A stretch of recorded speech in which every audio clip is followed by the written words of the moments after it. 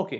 ഇന്ത്യയിൽ ഏറ്റവും കൂടുതൽ ആളുകൾ യൂസ് ചെയ്യുന്ന ആ ഒരു സ്മാർട്ട് ഫോൺ ബഡ്ജറ്റ് ഏതാണെന്ന് വല്ല ഐഡിയ ഉണ്ടോ? അത് മറ്റൊന്നുമല്ല, അണ്ടർ 15,000 കാറ്റഗറിയിലുള്ള സ്മാർട്ട് ഫോണാണ് ഏറ്റവും കൂടുതൽ ആളുകൾ ഉപയോഗിക്കുന്നതും ഏറ്റവും കൂടുതൽ ആളുകൾക്ക് ആവശ്യം ഉള്ളതുമായിട്ടുള്ള സ്മാർട്ട് ഫോൺ ഈ അണ്ടർ 15,000 ആണ്. ഇന്നിപ്പോ ഒരു ബഡ്ജറ്റ് സ്മാർട്ട് ഫോൺ എന്ന് പറഞ്ഞിട്ടുണ്ടെങ്കിൽ അതൊരു 15,000 രൂപയ്ക്ക് താഴെ വരുന്ന സ്മാർട്ട് ഫോണാണ് ആളുകൾ കൺസിഡർ ചെയ്യുന്നത്. അതിന്റെ കാരണം എന്ന് പറഞ്ഞിട്ടുണ്ടെങ്കിൽ ഈ ഒരു പ്രൈസ് റേഞ്ചിൽ വരുന്ന സ്മാർട്ട് ഫോൺ ഇന്ന് എല്ലാത്തിനും ഓക്കെയാണ്. എല്ലാ കാര്യങ്ങളും ചെയ്യാൻ പറ്റും. ഡീസന്റ് ആയിട്ടുള്ള പെർഫോമൻസ്, ഡിസ്പ്ലേ ആയാലും ഡീസന്റ് ആയിട്ടുള്ള ഒരു ക്യാമറ ഔട്ട്പുട്ട് ആയാലും എല്ലാം കൊണ്ടും നമുക്കൊരു ഉപയോഗിക്കാവുന്ന രീതിയിലുള്ള ഒരു സ്മാർട്ട് ഫോൺ എന്ന് പറഞ്ഞാൽ ഒരു 10,000 to 15,000 റേഞ്ച് നമ്മൾ എന്തായാലും സ്മാർട്ട് ഫോണിന് വേണ്ടി മുടക്കിയേ മതിയാവുള്ളൂ.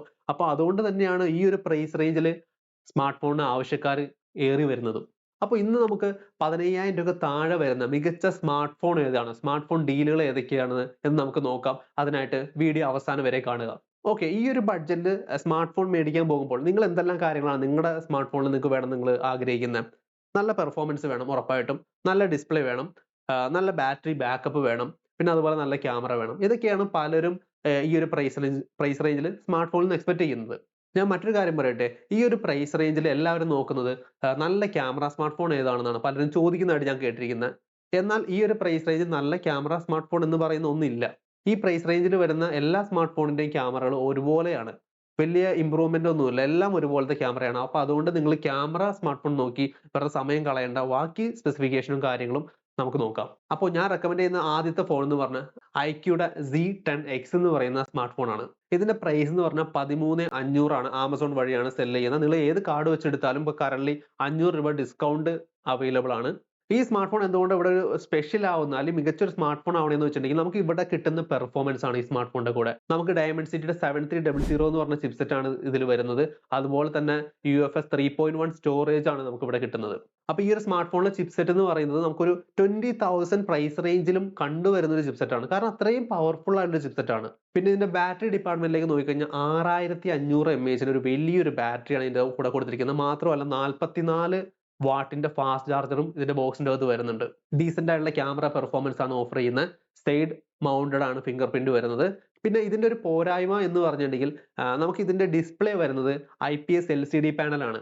ഈ ഒരു പ്രൈസ് റേഞ്ചിൽ AMOLED പാനൽ വരുന്ന മറ്റ് സ്മാർട്ട് ഫോണുകൾ അവൈലബിൾ ആണ് ആക്ച്വലി. പക്ഷേ ഈ ഒരു പെർഫോമൻസും ഈ ഒരു ബാറ്ററി ബാക്കപ്പോട് കൂടി വരുന്ന ഒരു ഓൾ പാക്ഡ് ആയിട്ടുള്ള ഒരു സ്മാർട്ട് ഫോൺ വേറെ ഇല്ല.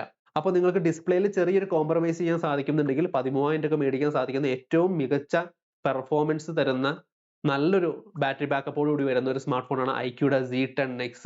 ഉറപ്പായിട്ടും ഈ ഒരു സ്മാർട്ട് ഫോൺ ചെക്കൗട്ട് ചെയ്യുക. ഇനി നിങ്ങൾക്ക് ഒരു AMOLED പാനൽ തന്നെ വേണമെന്ന് നിർബന്ധമാണെന്നുണ്ടെങ്കിൽ നിങ്ങൾക്ക് അടുത്ത കൺസിഡർ ചെയ്യാവുന്ന സ്മാർട്ട് ഫോൺ എന്ന് പറഞ്ഞാൽ റിയൽമിയുടെ P3 എന്ന് പറയുന്ന സ്മാർട്ട് ഫോൺ ആണ്. ഇവിടെ നമുക്ക് സ്നാപ്ഡ്രാഗന്റെ 6 Gen 4 എന്ന് പറയുന്ന ചിപ്സെറ്റ് ആണ് വരുന്നത്. അത് നമ്മൾ നേരത്തെ പരിചയപ്പെട്ട ഡയമൻസിറ്റി ആയിട്ട് കമ്പയർ ചെയ്യുമ്പോൾ സ്ലൈറ്റ്ലി ഇംപ്രൂവ്ഡ്, കുറച്ചും കൂടി പെർഫോമൻസ് കൂടിയ ഒരു ചിപ്സെറ്റ് ആണ് നമുക്ക് ഇവിടെ കിട്ടുന്നത്. പിന്നെ ഡിസ്പ്ലേ 120 Hz റീഫ്രഷ് റേറ്റോട് കൂടി വരുന്ന AMOLED പാനലാണ് നമുക്ക് ഇവിടെ കിട്ടുന്നത്. ബാറ്ററി കപ്പാസിറ്റിയിലേക്ക് വരുമ്പോൾ 6000 mAh ബാറ്ററിയാണ് വരുന്നത്.